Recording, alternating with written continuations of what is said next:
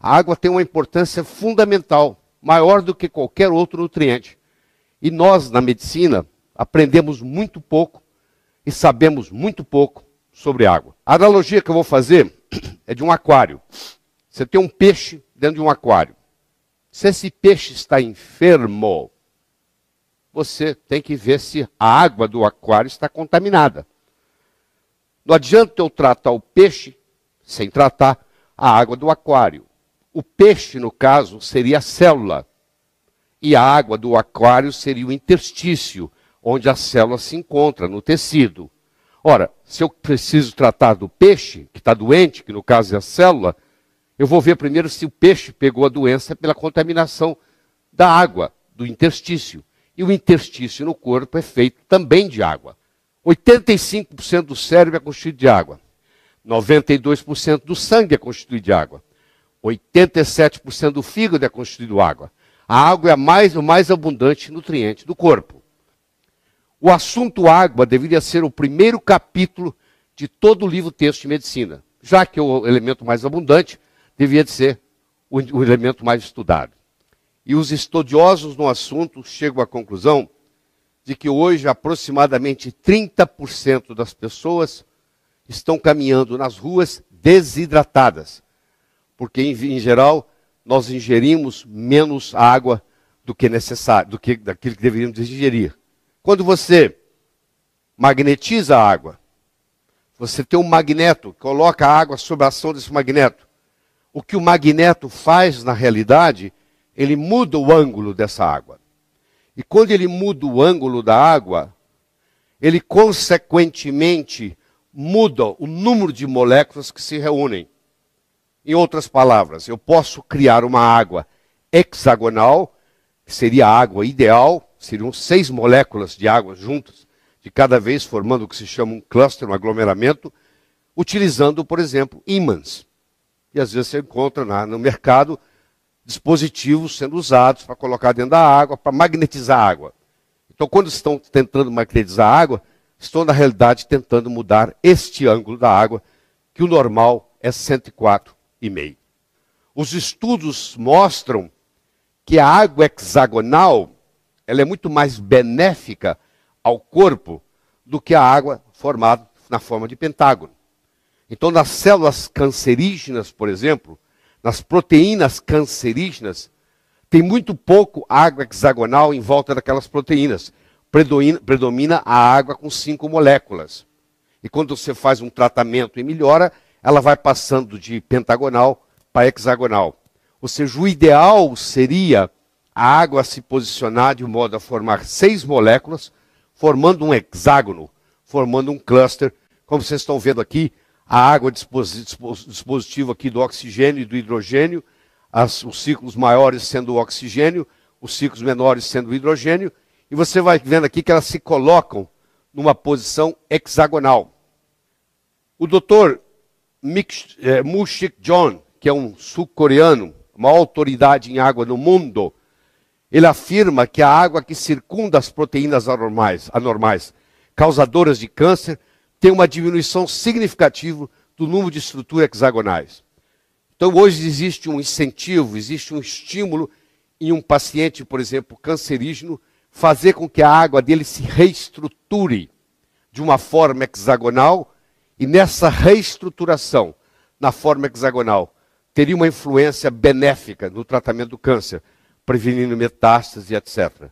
Então, existem trabalhos hoje mostrando que você pode fazer terapêuticas no corpo através da mudança da estrutura da água.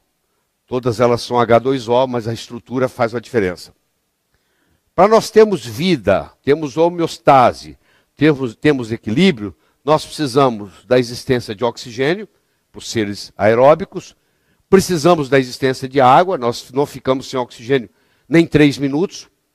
Se faltar o oxigênio por 3 minutos ou mais no cérebro, nós já podemos ter lesões irreversíveis.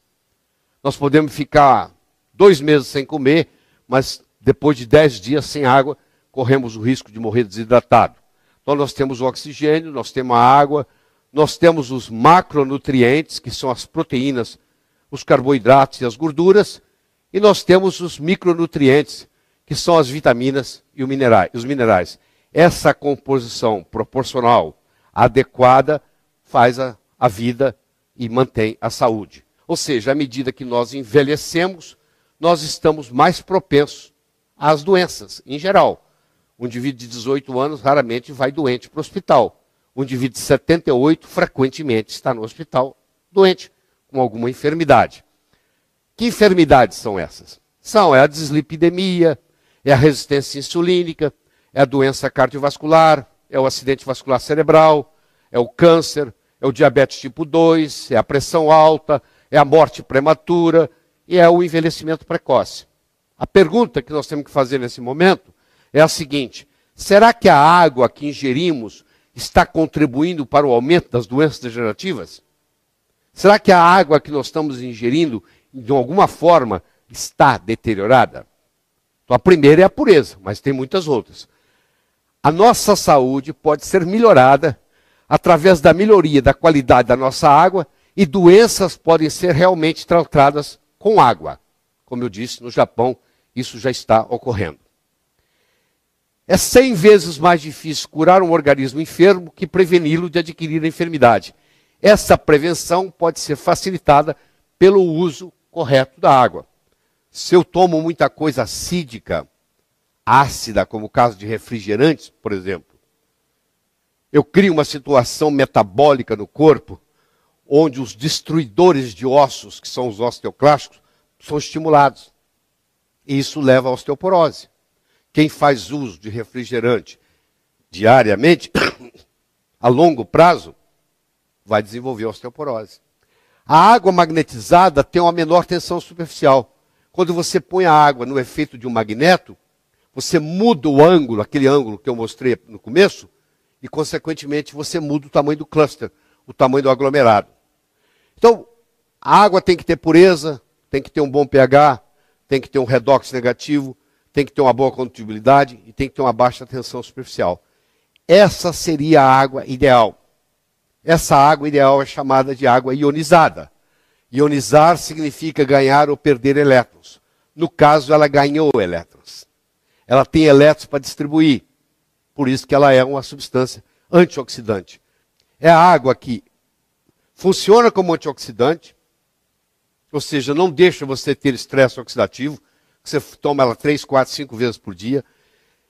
Ela é alcalinizante, ou seja, à medida que você envelhece, você vai acidificando, ela rejuvenesce você. Ela tem que ser hidratante, ela tem que ter baixa tensão superficial para ela subir no capilar, e ela tem que ter a negatividade para ela fazer a desintoxicação, já que a maioria dos tóxicos tem carga elétrica positiva. Então, uma água potável de boa qualidade. Ela deve ter uma pureza filtrada sem retirar os minerais. Porque se eu retirar tudo, ela não tem condutibilidade. Ela tem que ter um pH pelo menos acima de 7,5. O ideal é ingerir uma água com pH 9 ou 10. Ela tem que ter um ORP, um redox negativo, para funcionar como antioxidante. Se ela tiver um ORP positivo, ela é oxidante. Ela tem que ter uma tensão superficial baixa, hidrata melhor, facilita subir no capilar mais. E ela tem que ter uma estrutura estruturada em microclusters. Ela tem que reunir em grupos de 6 moléculas de água, formando um hexágono. E ela, pelo menos, tomar de 6 a 8 copos por dia. Ray Kurzweil, que é o autor do livro Transcend, é considerado hoje um dos homens mais inteligentes da humanidade. Se não o mais inteligente, vivo.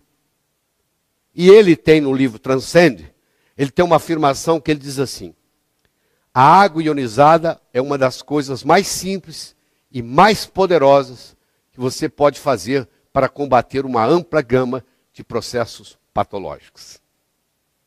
É isso aí. Nós fizemos a volta toda e chegamos aqui. Então não é só pureza.